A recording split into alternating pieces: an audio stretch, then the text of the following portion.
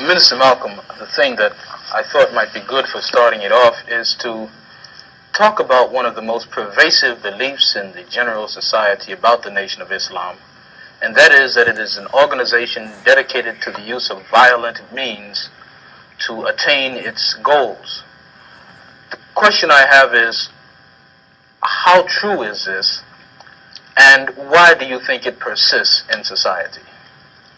Well, the Muslims who have accepted the religion of Islam and follow the religious guidance of the Honorable Elijah Muhammad have never bombed any churches, have never murdered any little girls, as was done in Birmingham, have never lynched anybody, have never at any time been guilty of initiating any aggressive acts of violence during the entire 33 years or more that the Honorable Elijah Muhammad has been teaching us.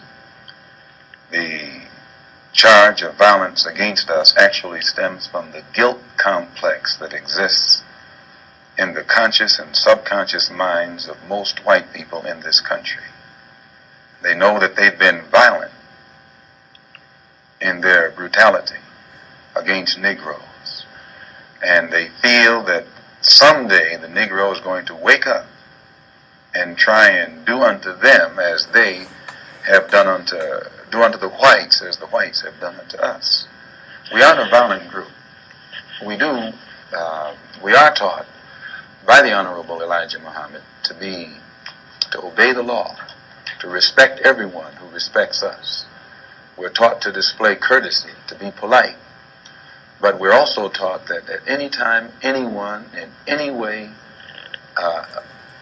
inflicts or seeks to inflict violence upon us, we are within our religious rights to retaliate in self-defense to the maximum degree of our ability.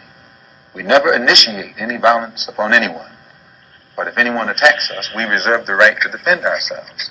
So to accuse us of being violent is like accusing a man who is being lynched, who is being hung on a tree, simply because he struggles vigorously against his lyncher.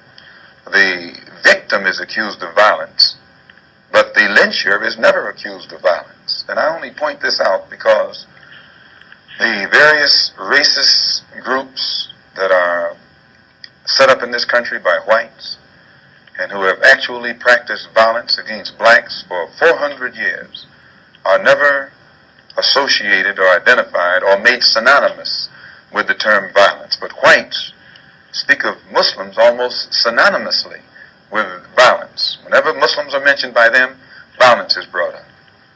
But it's not connected with any other group. This is a sort of a propaganda tactic, or what I would call psychological warfare, to in some way make the image of the Muslims in this country be a violent image rather than a religious image. What's interesting is that members of the Nation of Islam have not used violence even when black Americans were attacked. How do you account for this? Does this in any way contradict some of the basic premises of your movement? I don't know how you mean. Well, you maintain, for example, that you will not, or that you should not use violence unless you are attacked by the white man. And I think we can note in the last several years, certainly, dozens and dozens and dozens of instances in which Negroes have been attacked, killed in some instances. You mean in these demonstrations? These demonstrations and the bombings, for example, recently in Birmingham where they killed 4 little Negro girls. And what interests me is the fact is that the Nation of Islam has not done anything to retaliate. I think you should be happy. The important thing is, does your lack of action contradict any of your basic principles? I'll explain it. You should be happy that Muslims who follow the Honorable Elijah Muhammad, number one, don't believe in any form of integration, and who believe that every mention of the word integration by whites, whether it be from the mouth of Kennedy on down to the mouth of the lowest, raggediest white liberal in the street who is beatnik-like involving himself in these integration efforts, if we believed in it, we would integrate, and we would fight anybody who got in our way or made any effort whatsoever to stop us from integrating. If we really believed that the law of the land, the Supreme Court, and other so-called judicial bodies were for real when they talked about integration, we would integrate. And knowing that the law was on our side, and any effort we made to demonstrate toward integration, why, we would know the law should be on our side, if it's the law of the land. If it is the law of the land, then the demonstrators are within the law, and the discriminators are against the law. But to show you the hypocrisy of the law, when Negroes demonstrate for integration, instead of arresting the discriminators, the law arrests the demonstrators. So this is a foolish move on the part of Negroes. And when you foolishly get yourself involved with an enemy, then whatever comes upon you, that's your business. As Muslims, we believe that separation is the best way and the only sensible way, not integration. And but on the other hand, when we see our people being brutalized by white bigots, white racists, we think that they are foolish to allow themselves to be beaten and brutalized and do nothing whatsoever to protect themselves. They are foolish. They should have the right to defend themselves against any attack made against them by anyone. If a dog is biting a black man, the black man should kill the dog. Whether the dog is a police dog, a hound dog, or any kind of dog. If a dog is sick on a black man, when that black man is doing nothing but trying to take advantage of what the government says is supposed to be his, then that black man should kill that dog or any two-legged dog who sicks the dog on it. Should other black men help that particular person who was attacked? I think you'll find, sir, that there will come a time when black people wake up and become intellectually independent enough to think for themselves, as other humans are intellectually independent enough to think for themselves.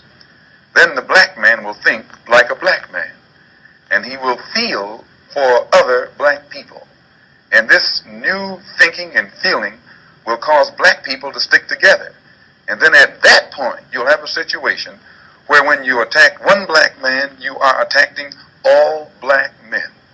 And this type of black thinking will cause all black people to stick together. And this type of thinking also will bring an end to the brutality inflicted upon black people by white people. And it is the only thing that will bring an end to it.